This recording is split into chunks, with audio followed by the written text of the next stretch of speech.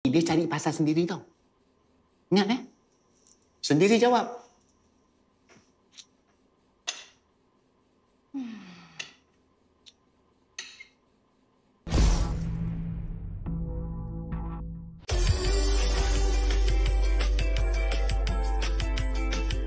Selamat Hari Raya semua! Meriahkan raya ini bersama barisan artis legenda. Pemain laptop lagi yang datang merayu rumah kita. Semua orang belakang. Barulah meriah lain macam ni. Untuk raya tahun ni, kita jemput artis semua datang sebab kita nak throwback sama-sama ada apa cerita. Kunjungan membawa kegembiraan lain macam di Astro Warna.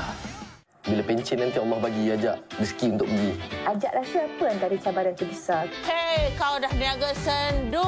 Dia datang balik macam tu. Apa saya nak buat? Zaman yang mula-mula viral adalah zaman-zaman 2003 macam tu. Untuk packing session tu ada masalah sebab saya kenal sangat Usha. Saya kenal isteri saya. Barang-barang je. Harga saya pun tahu semua. Tahu.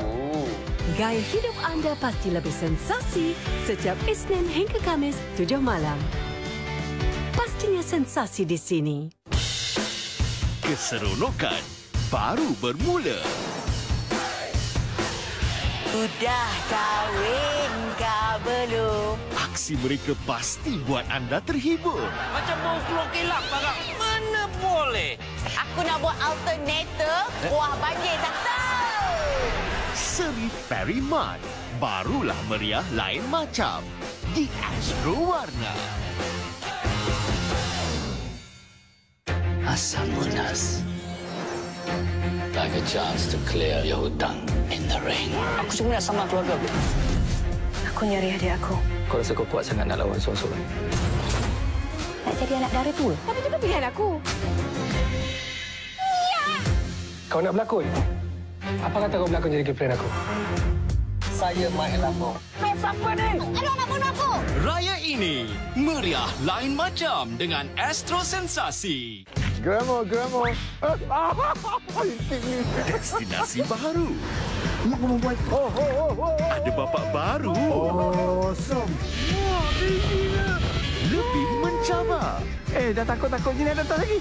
Diam kau kat atas tu. Atas tu, perlahan lah. Ada bapak baru lagi. Travel lawak projek Bapak-Bapak. Jumaat 9 malam. Meriah lain macam bersama Astro Warna.